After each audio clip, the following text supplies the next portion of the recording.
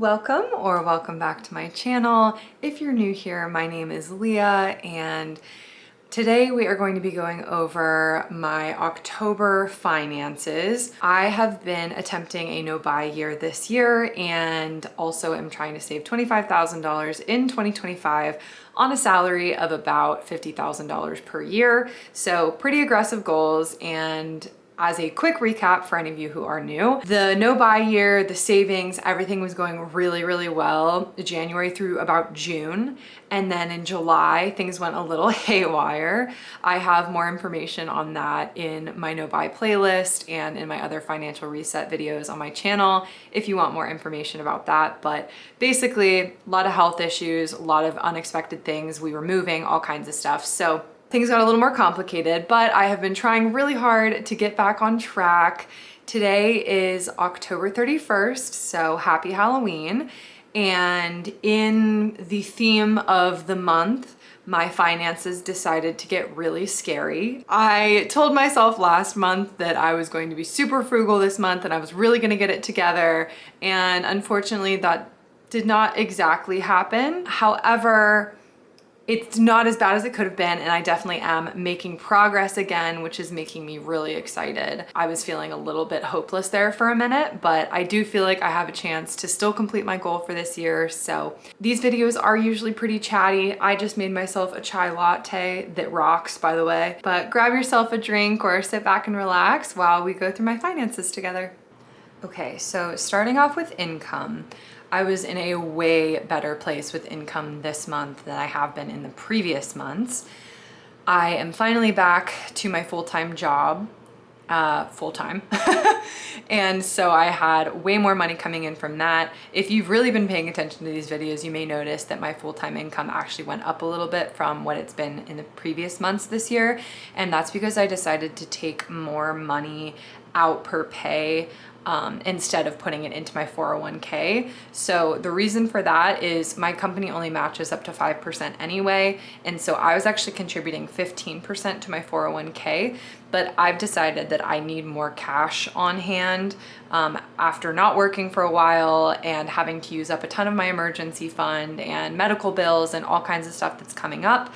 I just decided it didn't make sense for me to be contributing that much. So I am only contributing 5% to my 401k now, which gives me a little bit more per month in my take-home paychecks. Interest was lower this month because I took most of my money out of my emergency fund. So I usually made closer to about $20 per month on that emergency fund, and this month I only made about $3 because there was barely anything in there. So that should be back up to normal hopefully by November or December.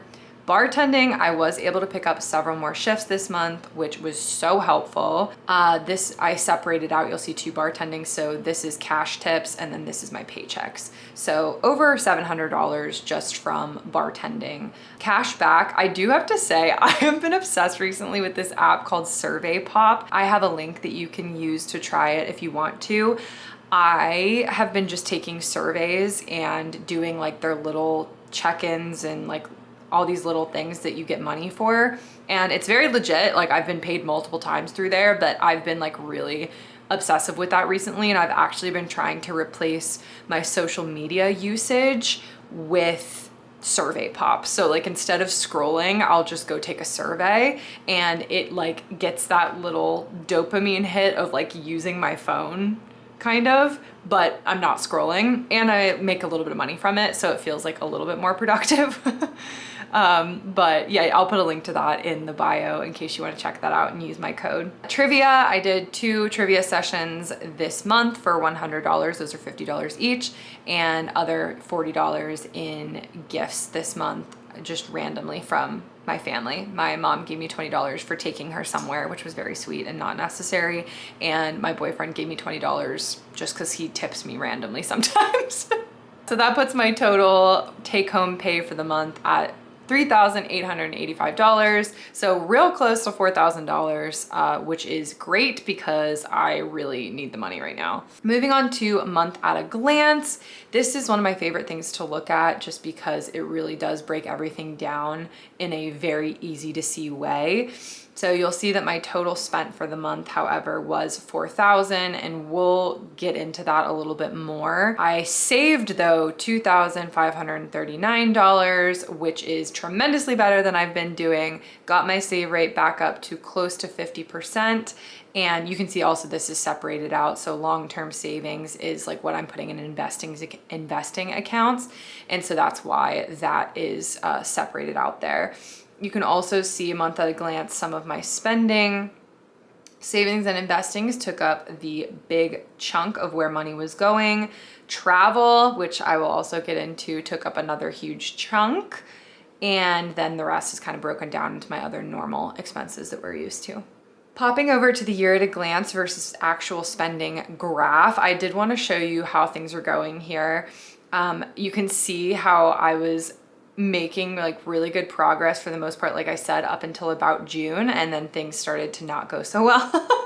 I got really bad in July, kind of a little bit regulated itself in August just because I was hardly going anywhere because I was sick, and then September got really bad again, and then October not great, but I made a lot of money this month, and some of that was also planned spending, which we'll get to now. So breaking it down by each spending category, starting with housing. Everything within housing was pretty normal. $31 cleaning, $10 water, and rent is gonna be rent. So this was an expected $698, but only spent $541 actual. Moving over to food, I was much better in the grocery category this month. Last month I spent so much money on groceries, I just don't think I was paying attention. So tried to be a little bit better about that this month, and I was much closer to my goal. Restaurants, I was actually under quite a bit, only spending 50 of the 85 I usually allot myself. And coffee was a little bit over because part of this, I actually bought a milk frother for myself for at home. And so that was like $35 or something. And so I put that in my coffee budget because that's kind of an investment in not spending money anywhere else.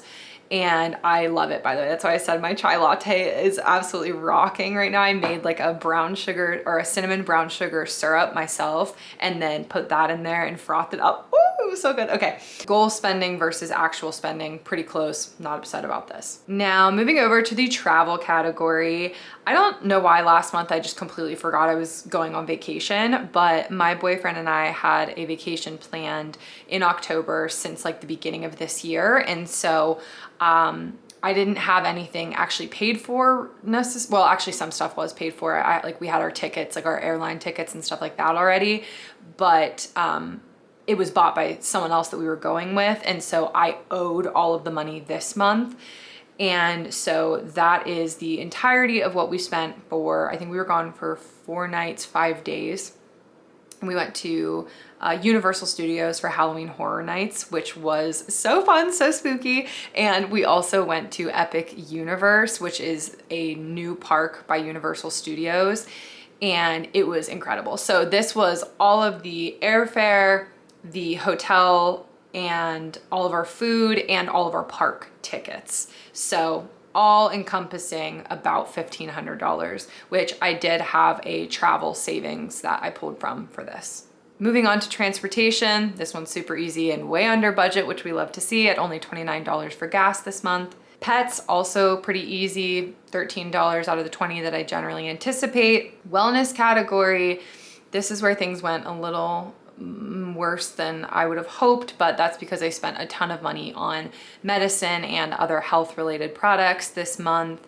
I just keep getting sick and it sucks a lot and has been very frustrating. Even right now, I'm like a little sniffly again and my throat's all scratchy. And so been very annoying, but I'm trying everything I can, buying all the vitamins, doing whatever I can to support my body. And then also $47, we did go golfing earlier this month.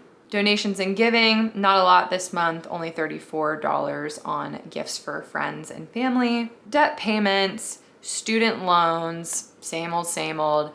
The other one that we'll notice that is newer is my medical bill line item. Goal this month was $185 because I have a monthly payment plan with the hospital. And so it was only $185 per month for that, but I had another medical bill that popped up in the mail.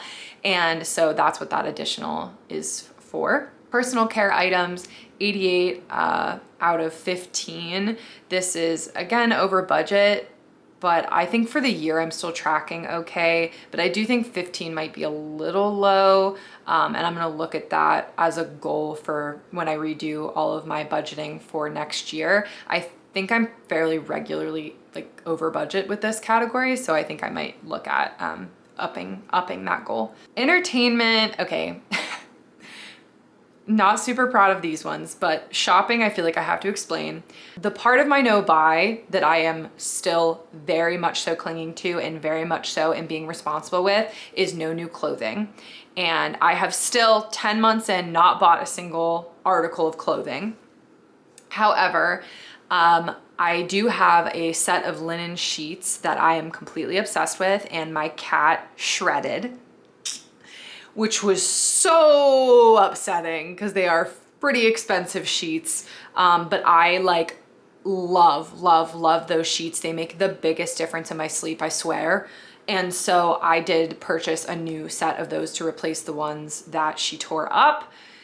And so that's where like the majority of that shopping expense is from, because those are, like I said, they're pretty expensive sheets, but so worth it in my opinion.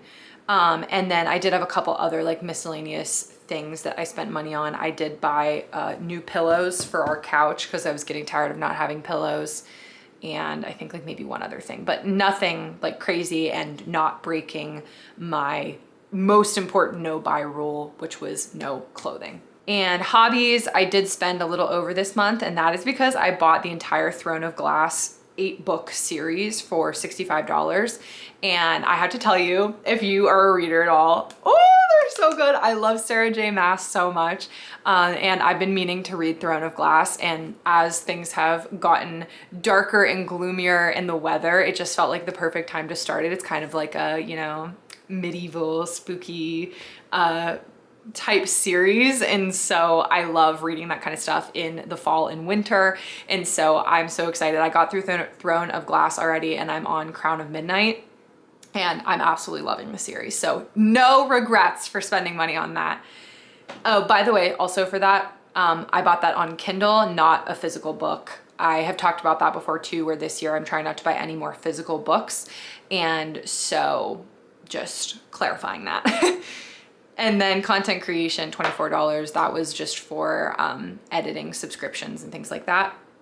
And finally, miscellaneous, $50 for a annual subscription for a credit card. I honestly might not keep this credit card. I'm not sure. I don't use it as much as I thought I would when I first got it. I have still used it enough that my $50 annual fee makes sense, but I still might not keep it. But anyway, that brings our total spent this month, $4,097. Again, not where I'd like it. Next month, I'm hoping to be much closer to the $2,000 to $3,000 range, which is where I like to keep things, but also not completely horrible. What I am particularly excited about though is moving down to my savings and investing for this month. I was actually able to put money away again, and the past like few months I've basically just been pulling money out of my savings instead of putting it in, which is not what I like to see. So I was really excited to be contributing back to my 401k and my HSA, which you'll see here. My contribution, ow, my foot's cramping. I just realized I was sitting on it. You will see here for my Roth 401k contribution, it is lower than the goal because remember, I did lower that contribution per pay. And so that's gonna be a little lower for the rest of the year. And I did keep my HSA as is for now. That's fine with me. And also was able to add $1,500 back into my emergency fund. So that alone makes me feel like I can, you know, like take a breath. I was not loving the fact that I used basically I did use the entirety of my $5,000 emergency fund over the past couple months. And so having that starting to build back up again it's making me feel way better. So I'm feeling very excited about that. So as a total, my contributions for the month were $2,193, much better. and showing you how that impacts my savings and investing for the year. I am at almost $20,000 total for saved and invested for this year, which is like, it's making me feel like I have a chance to still save. Like, all I need is $5,000 more in 2 months. And I feel like if I pick up some extra shifts and if I am genuinely frugal, I really feel like I actually could hit the goal. So fingers crossed, I'm gonna do everything in my power. You can see on the graph here, I really picked things back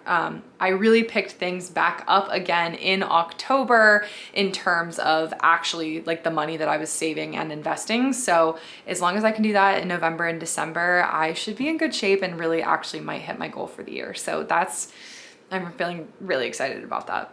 Okay, and that is it for now. That was kind of a rapid fire of everything that I went through this month, and looking forward to next month. Like I said, I really do actually want to be frugal and very intentional in November, especially with the holidays coming up. I do think I might take advantage of a couple Black Friday deals at the end of November. Just obviously if I'm gonna end up buying a gift for somebody in December that's cheaper like a week earlier, I'm gonna do that. I'm not gonna like be that concerned about it being November or December or whatever.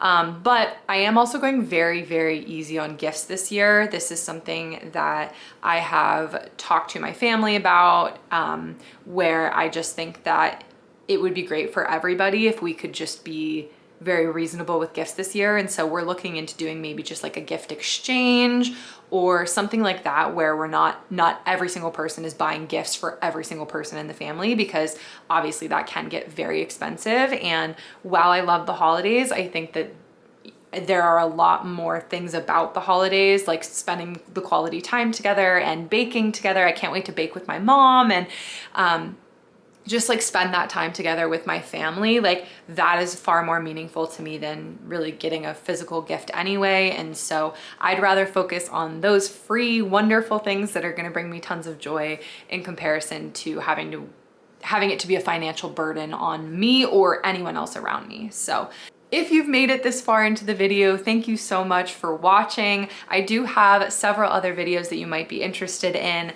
Every month I try to upload the financial review reset, and then also I try to do a separate video just talking about my no buy year and how things are going, how I'm feeling. And so that should be up pretty soon, and I will link that here whenever it is ready to go. Okay, I'll stop talking. I will literally never know how to end one of these videos. Thankfully, like, only 12% of people watch to the very end. Thank you so much. I appreciate you. Let me know if there's anything specifically you'd like to see over the next couple months, and I'm out of here, okay?